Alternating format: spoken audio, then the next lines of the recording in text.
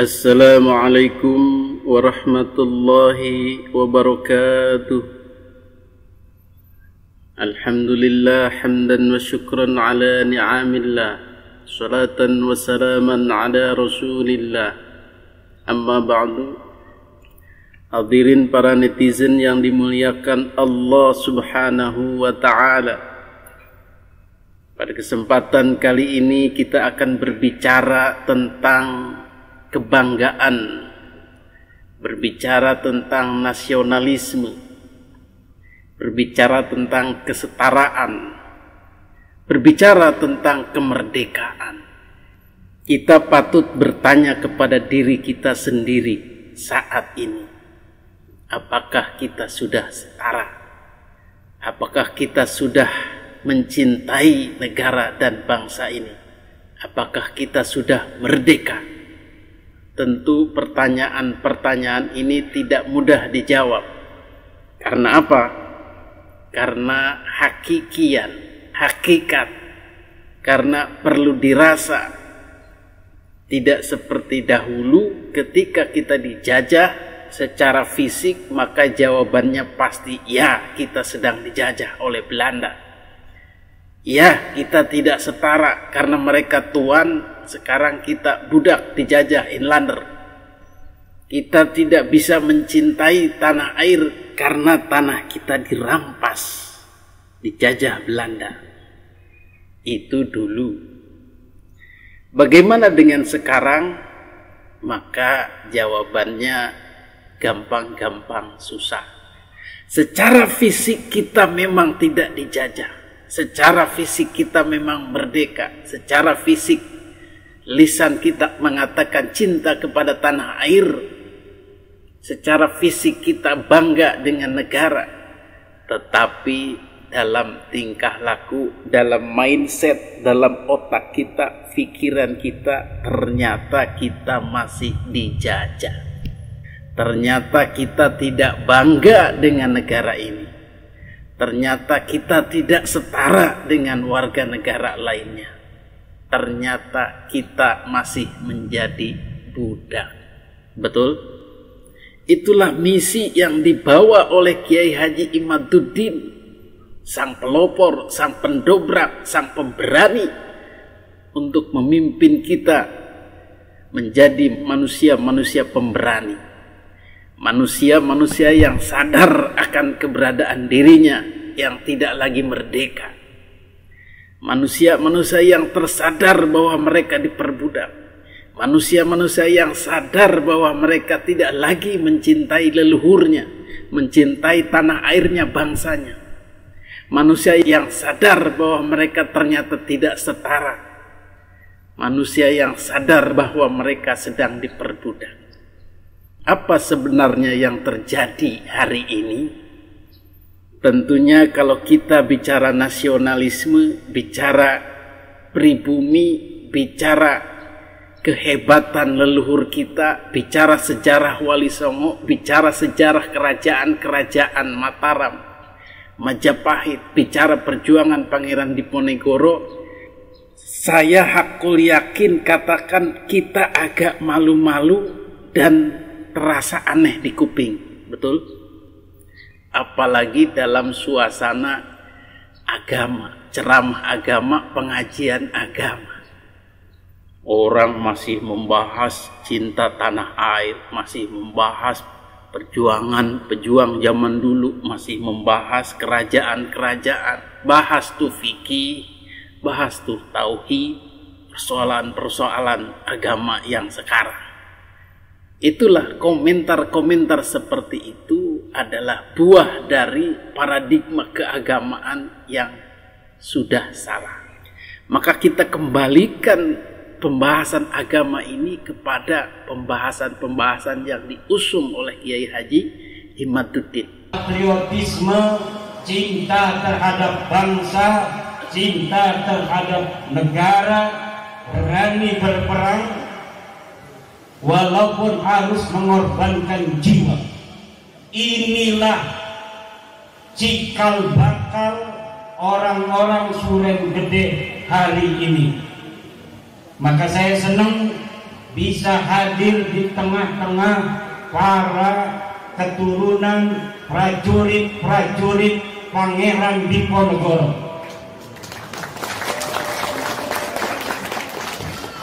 Wonosobo ini penuh dengan pondok pesantren. Siapa yang mendirikan? Para ulama-ulama, prajurit-prajurit Pangeran Diponegoro.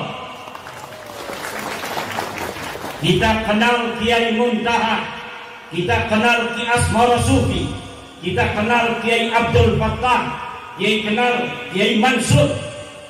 Mereka adalah ulama-ulama di Wonosobo yang merupakan tentara-tentara dari Pangeran Diponegoro yang berjuang mempertahankan negara, berjuang mempertahankan bangsa, kehormatan, kemuliaan untuk kita masyarakat Wonosobo Suren Gede hari ini. Jadi masyarakat Suren Gede, bangsa dan negara ini dulu dipertahankan oleh kakek nenek kita dengan berdarah-darah, dengan susah payah, dengan perjuangan yang tak kenal rasa takut. Maka tidak boleh orang Suren Gede keturunan macan jadi cecurut. Betul? Keturunan raja jadi mental raja walau tidak jadi raja. Keturunan pejuang harus mewarisi jiwa pejuang walaupun bukan dalam masa peperangan. Jiwa kemuliaan agama menjadi nomor satu, harus dipegang erat di dalam dada. La ilaha Muhammadun Syaikhul Qadir. Bagaimana agama ini tidak bisa lepas dari sejarah kenegaraan. Bagaimana agama Islam ini tidak lepas dari para wali-wali Allah, para wali songo, para pejuang-pejuang kemerdekaan yang dari kalangan Islam, yang dari pondok pesantren, kiai-kiai. Yang secara umum kita bicara adalah Islam Nusantara, Islam Indonesia, Islam NKRI.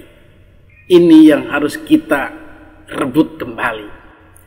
Halo, halo Bandung, ibu kota periangan. Halo, halo Bandung, kota kenang-kenangan. Sudah lama beta tidak berjumpa dengan kau. Sekarang telah menjadi lautan api. Mari bung rebut kembali. Kita rebut Islam yang sudah berkobar, yang sudah dikuasai oleh mereka dengan gaya mereka, dengan penampilan mereka, dengan Islam-Islam yang sudah tidak kita kenali lagi sebagai Islam Nusantara, sebagai Islam warisan daripada para wali, warisan dari para pejuang kemerdekaan ini. Mereka sudah merubahnya menjadi lautan api, menjadi Islam bergaya luar negeri. Mari bung kita rebut kembali. Apa rupanya Islam yang mendominasi hari ini, yang menyingkirkan Islam-Islam yang tadi dikemukakan, Islam yang berhubungan dengan wali songo, Islam yang berhubungan dengan kejayaan kerajaan-kerajaan, Islam yang berhubungan dengan perjuangan kemerdekaan, Islam yang berhubungan erat dengan nasionalisme. Ternyata salah satunya adalah Islam Ba'alawi, Islam Yamani, Islam yang tidak berakar pada sejarah kejayaan Nusantara. Maka inilah hakikat perjuangan kita, mengembalikan Islam itu dengan ruhnya yang awal. Jadi di mana-mana ketika kita bicara agama, kita juga bicara negara. Ketika kita bicara cinta agama, kita juga bicara nasionalisme.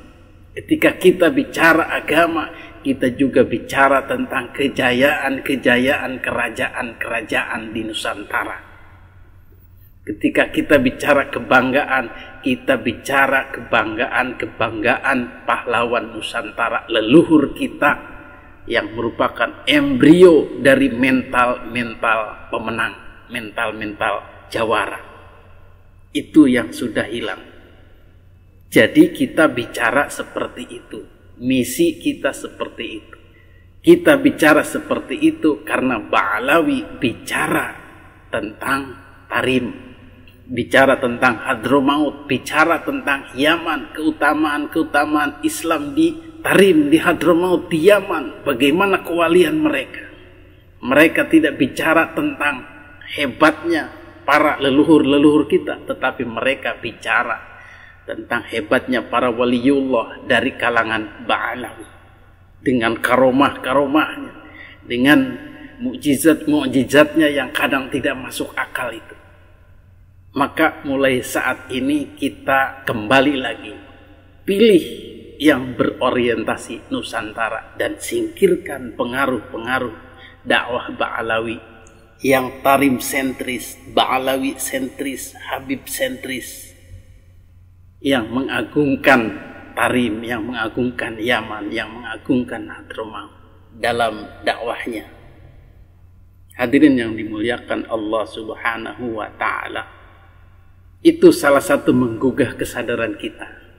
Di samping itu pula, bagaimana kita dalam hati ini mengembangkan sikap, menunjukkan sikap bahwa kita merdeka, kita setara, adalah dengan waspada, tidak lagi diperbudak, tidak lagi menjadi muhibbin buta yang membabi buta membela para habaib dengan doktrin-doktrinnya itu. Itu yang mau kita bebaskan. Itulah Bandung lautan api yang mau kita rebut kembali. Kita bangsa merdeka, kita muslim merdeka. Tidak mempan seharusnya didoktrin untuk tetap setia sampai mati atas nama dzurriyyah Rasul, cucu Nabi, atas nama kualat, atas nama masuk neraka, atas nama ancaman-ancaman ayat-ayat Al-Quran dan hadis kepada diri kita, sehingga kita tunduk, diperbudak, mau menghamba kepada mereka. Ini yang harus kita lawan. Salah satunya apa? Salah satunya adalah dengan mencopot atau melucuti senjata utama mereka, yaitu keturunan Nabi, dzurriyyah Nabi. Karena ini yang selalu dijadikan alat untuk mendominasi, alat untuk menguasai, alat untuk memperbudak, alat untuk mengkapitalisasi. Apa itu mengkapitalisasi? Menjadikan status ini sebagai modal untuk bisnis, modal untuk politik, modal untuk kekayaan, modal untuk pengerahan massa, dan lain-lain yang sudah lama dijalankan oleh mereka. Ini yang mau kita kubur, ini yang mau kita hancurkan, pemujaan-pemujaan ini. Maka diskursus tentang nasab ini menjadi penting, menjadi misi kita bersama untuk mensosialisasikan kepada seluruh masyarakat agar faham bahwa mereka belum tentu atau bukan cucu Nabi, dibuktikan dengan penelitian yang tidak menunjukkan keabsahannya. Mungkin bagi mereka yakin mereka cucu Nabi. Dari internal silahkan kalau mereka berkeyakinan begitu. Tetapi untuk mengumumkan kepada seluruh muslim Indonesia, kepada seluruh rakyat Indonesia, bahwa saya cucu Nabi, di dalam darah saya mengalir darah Nabi, no way. Sudah tidak usah didengarkan lagi. Baik buktikan dengan kitab nasab atau buktikan dengan tes DNA, baru kita percaya. Dan walaupun mereka terbukti, tidak ada lagi pendawiran, tidak ada lagi penghambaan, tidak ada lagi perbudakan, tidak ada lagi muhibin garis keras yang buta, yang tuli, yang membabi buta membela. Tidak ada lagi. walaupun misalnya mereka asing. Kita semua setara, kita semua sejajar, kita semua beragama dengan berpedoman inna akramakum indallahi atqakum. Itu Indonesia adalah tanah kita tercinta. Keragaman di atasnya adalah sebuah keniscayaan. Kita terlahir dari tanahnya, dari airnya. Kewajiban kita semua untuk menjaganya sampai akhir masa.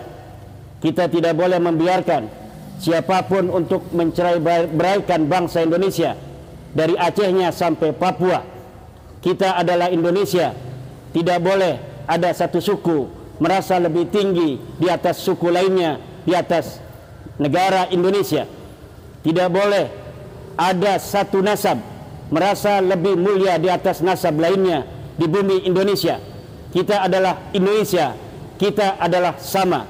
Siapa yang berprestasi, dialah yang lebih mulia di tanah Indonesia. Dari manapun dia berasal, dari keturunan siapapun dia dilahirkan. Assalamualaikum warahmatullahi wabarakatuh. Seperti dahulu para wali songo dan keturunannya tidak pernah memanfaatkan ini semua. Bahkan mereka merendah, bertawadu, menyembunyikan diri dari statusnya ini.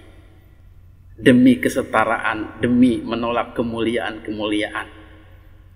Tetapi ini dipergunakan oleh Ba'alawi sebagai upaya mengkapitalisasi, memanfaatkan dan menjadikan mereka orang-orang tinggi, mulia, dihormati, disanjung-sanjung. Na'udzubillahi min dzalik. Demikian misi dari Kiai Imaduddin, kita dukung bersama, kita jaga bersama, kita realisasikan bersama. Hadanallahu wa iyyakum ajma'in. Assalamualaikum warahmatullahi wabarakatuh.